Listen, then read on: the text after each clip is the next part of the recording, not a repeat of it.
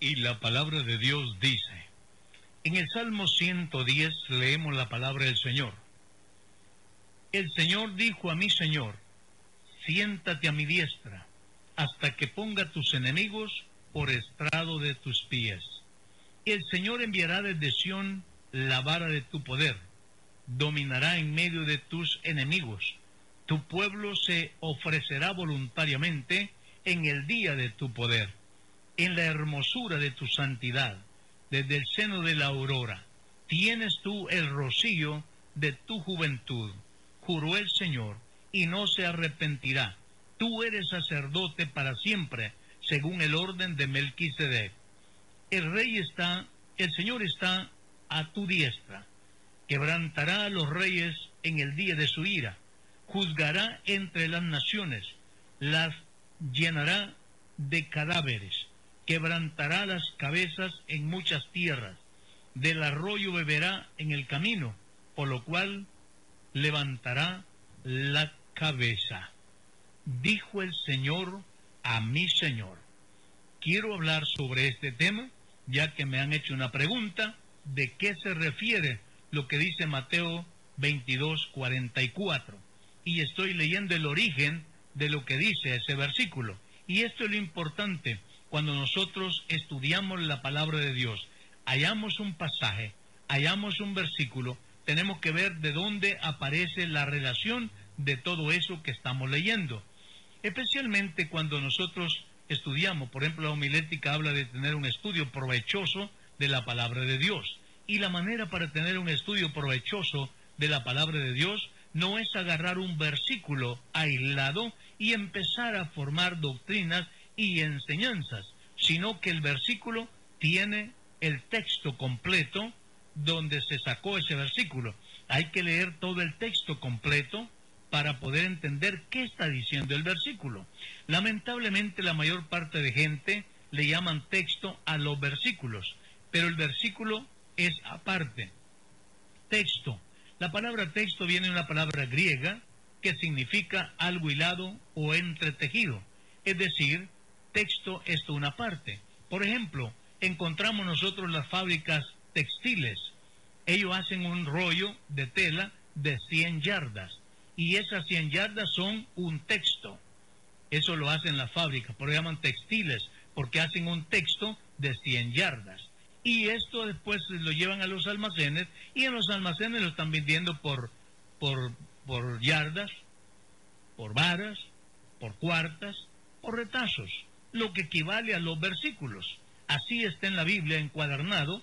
Por eso es importante, cuando usted lee un versículo o digo un texto, y no entiende el texto completo, váyase al texto anterior. Es posible que esté leyendo el final de un asunto o el principio de un asunto. Entonces el consejo es, lea el antetexto, el contexto, para entender el texto.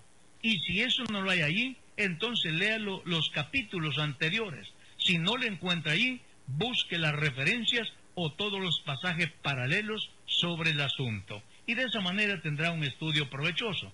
¿Cómo salir cuando haya un texto oscuro que usted no lo entiende? Pues entonces haga lo que estoy diciendo. Lea el texto anterior, el posterior, y de esa manera usted va entendiendo de qué se trata. He visto gente leer la Biblia y termina tirando la Biblia y dice, es que la Biblia se contradice. Y algo otros dicen, es que por rato la Biblia le dice a uno que es salvo y a rato le dice que es condenado. ¿En qué quedamos entonces? Simplemente el problema está en no saberlo estudiar. Ahora, leemos lo que dice este salmo, y me gusta tanto cuando dice el Salmo 110 que hemos estado leyendo, que aún se titula El Rey. Dice, el Señor da poder al Rey. El Señor da el dominio al Rey. ¿Cómo es esto? El Señor da dominio al Rey. Y luego le dice, dijo el Señor a mi Señor. Parece una redundancia, pero el Señor a mi Señor. Este salmo es profético. Este salmo no era algo que ya se había cumplido o que se iba a cumplir en el momento. Todavía David está hablando cuando faltan casi 1000 años para que Jesús nazca. David, bajo la inspiración del Espíritu Santo, habló de Jesús como Señor y mencionó al Creador como Señor actual, hablando del Dios Creador, pero habla de Jesús en tiempo futuro. Por esta razón, está hablando de cuando Jesús es glorificado y entronizado.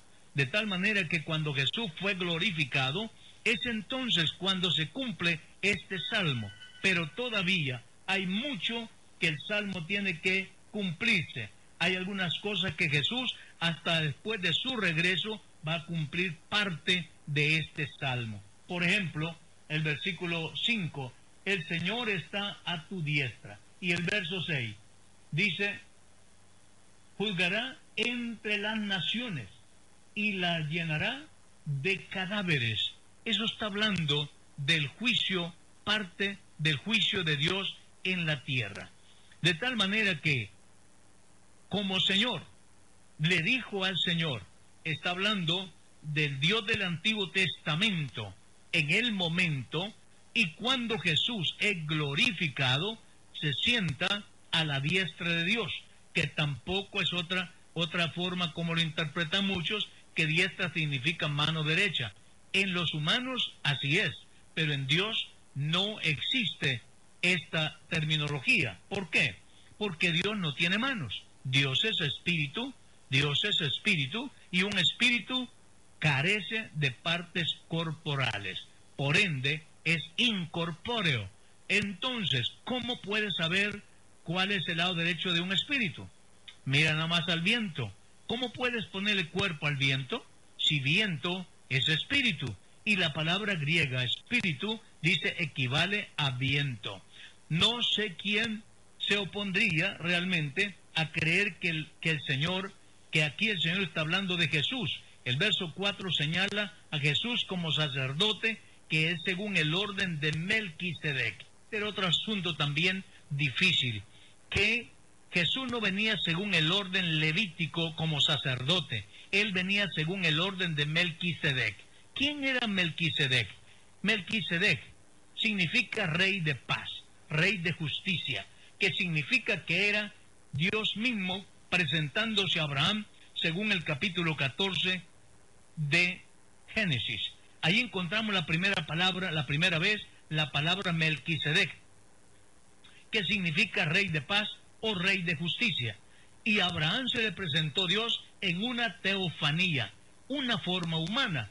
La palabra teofanía significa que Dios aparece en una forma humana. Aunque Él no tiene partes corporales, Él no tiene cuerpo, puede aparecerlo cuando Él quiera, porque Él es el Todopoderoso. Para Él no hay nada imposible, para Él no hay nada difícil. Se le puede presentar a cualquier persona en una forma corporal de acuerdo a su necesidad o el mensaje que quiere emitir. De tal manera que a Abraham se le presentó como un rey. Y aquí se llama ahora Melquisedec. Y es curioso que la palabra Melquisedec aparezca solo en 3 porciones de la Biblia. Uno en Génesis capítulo 14 y otro en el Salmo 110 y otro en Hebreos capítulo 7. ¿Qué quiere decir esto? Está al principio de la Biblia, en medio de la Biblia y al final de la Biblia. Entonces, ¿por qué? Porque Él es el Dios Todopoderoso en una forma humana. La pregunta de Jesús a los fariseos de Mateo 22, 44 al 46, la pregunta que hizo Jesús es, ¿de quién es el Cristo? ¿De quién es hijo el Cristo? La respuesta de ellos, de David. Jesús les dijo, pues ¿cómo David en el Espíritu le llama Señor? Dijo el Señor a mi Señor, siéntate a mi diestra hasta que ponga a tus enemigos por estrado de tus pies. Marcos 12, 35 al 37. Pues si David le llama Señor, ¿cómo es su hijo? Porque todos dijeron es hijo de David. Pero David le llamó Señor, y le llamó Señor a Jesús, y no le llamó un segundo Señor, o un segundo Dios, sino que él está viendo a Jesús o a Dios en otra manifestación, en una manifestación humana, y ahora siendo glorificado después de hacer la obra de redención. Hechos capítulo 2, 32-35, el apóstol Pedro tomó como base de su mensaje esta porción del Salmo 110. Leemos desde el verso 32. A este Jesús resucitó Dios de lo cual todos nosotros somos testigos. Así que exaltado por su diestra o por la diestra de Dios, y habiendo recibido del Padre la promesa del Espíritu Santo, ha derramado esto que veis y oís ahora. Porque David no subió a los cielos, pero él mismo dice, dijo el Señor a mi Señor, siéntate a mi diestra hasta que ponga tus enemigos por estrado de tus pies. ¿Cómo es que Jesús está sentado a la diestra de Dios? Unos dicen que hay otro sentadero ahí a la par del trono y que ahí está sentado Jesús. Pero realmente Jesús no está sentado.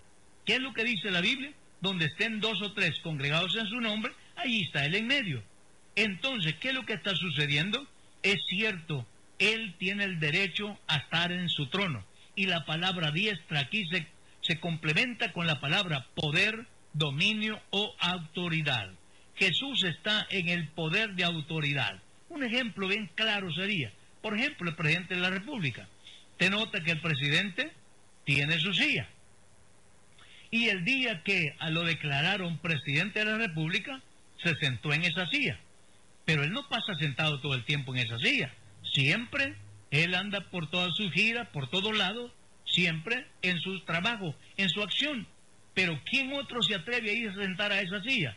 Aunque la silla esté vacía, nadie puede irse a sentar a ella porque la tiene el presidente. Si el hombre aquí puede hacer eso, ¿cuánto más mi Dios? Así que el trono es del Señor y nadie puede arrebatarle ese trono, a pesar de que Él está con nosotros, en nosotros, y no solamente aquí en El Salvador, sino en todo el mundo, en todo el globo terráqueo, en todo el cosmos está Dios, moviendo aún las constelaciones, aquellas infinitas que nosotros ni vemos, ni sabemos que existen. Dios está controlando todo eso, porque Él es un Dios ilimitado. Él no tiene un cuerpo físico. Ahora, lo que dice el Salmo, hasta que ponga tus enemigos por estrado de tus pies. Esto todavía no ha sucedido. Jesús todavía no ha tomado la palabra. Léalo en el capítulo 19 de Apocalipsis, donde dice la palabra que el Señor venía con una espada aguda, y a quien mató primero es al anticristo, y luego enseguida todos los que se oponían a su reino en la tierra fueron muertos a espada, fueron muertos por la palabra de Dios, y fueron llamados las aves de los cielos y todos los animales carnívoros de la tierra, vengan y coman carne de reyes y capitanes. ¿Qué es lo que está haciendo el Señor aquí? Está poniendo a sus enemigos debajo de sus pies. Eso no se ha cumplido todavía. Eso se va a cumplir después del arrebatamiento de la iglesia, despuesito de la gran tribulación al regreso de Jesús. Ahora su oficio como hijo, 1 Corintios 15, 24, 25, 28, después del arrebatamiento de la iglesia, dice el verso 5, anteriores, dice el verso 24, luego el fin, cuando entregue el reino al Dios y Padre, cuando haya suprimido todo dominio, toda autoridad y potencia, porque preciso es que Él reine hasta que haya puesto a todos sus enemigos debajo de sus pies, y el postrer enemigo que será destruido será la muerte, como está escrito en Oseas 3, 13, 14. Note usted aquí lo que está sucediendo. Luego al fin, cuando entregue el reino al Dios y Padre. Está diciendo esto que Jesús como hijo un día deja su función y entra a ser el Rey de Reyes y Señor de Señores en acción. Ahora solamente tiene el nombramiento de ser el Rey de Reyes, pero todavía no lo es, no está en función. Él lo es, pero todavía no está en función. Por eso es que los reyes de la tierra hacen lo que la gana les da, porque no están manejados en una forma especial como Dios quiere que sea, en una forma teocrática, sino están, como dicen ellos, democrático. pero Dios quiere tener un reino en la tierra teocrático, que Él es el Rey todopoderoso y gobierna a todos los reyes de la tierra. Eso todavía no se ha cumplido. Su oficio como hijo va a terminar, y va a terminar hasta que sea salvo el último en esta dispensación. De tal manera que entonces es cuando Él toma el reino, el dominio y todo. Se acaba la palabra hijo y padre en la Biblia, y Él es todo en todos, por todos y para todos. Porque todas las cosas las sujetó bajo sus pies, y cuando dice que todas las cosas han sido sujetadas a Él, claramente se efectúa a aquel que sujetó a Él todas las cosas. Pero luego que todas las cosas le estén sujetas, entonces también Él mismo se sujetará al que le sujetó a Él todas las cosas, para que Dios sea todo en todos. Eso es lo que dice el capítulo 15 del libro de 1 Corintios, versículo 24 al 28. De tal manera que cuando Jesucristo se salga de esa humillación de hijo y la condición de hijo y el oficio de hijo, entonces Él será Dios en todo, para todos y por todos. Jesús, el hombre, el Salmo 8:6. David habla en tiempo pasado, pero esto es profético. Todavía no se ha cumplido hasta que Jesús suprima todo el poder y dominio, y Él lo tenga todo, como dice Colosenses 1:16, que todo fue creado por Él y para Él. Y 1 Pedro 3:22, quien habiendo subido al cielo está a la diestra de Dios, y a Él están sujetos ángeles, autoridades y potestades. Regreso a la palabra diestra. Diestra significa poder, dominio o autoridad absoluta.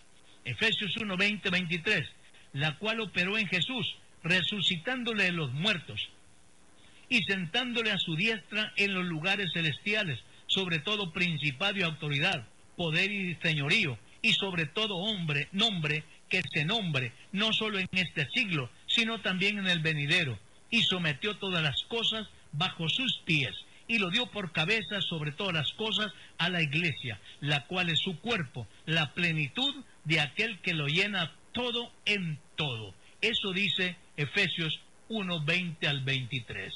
De tal manera que entonces no podemos hablar de lo demás, sino lo que dijo el Señor a mi Señor, es el Adonai del Antiguo Testamento. El Señor del Nuevo Testamento es Jesús. De tal manera que entonces, cuando Jesús es glorificado, el Espíritu Eterno lo coloca en el lugar de honor, de dominio, de poder absoluto. Esto es lo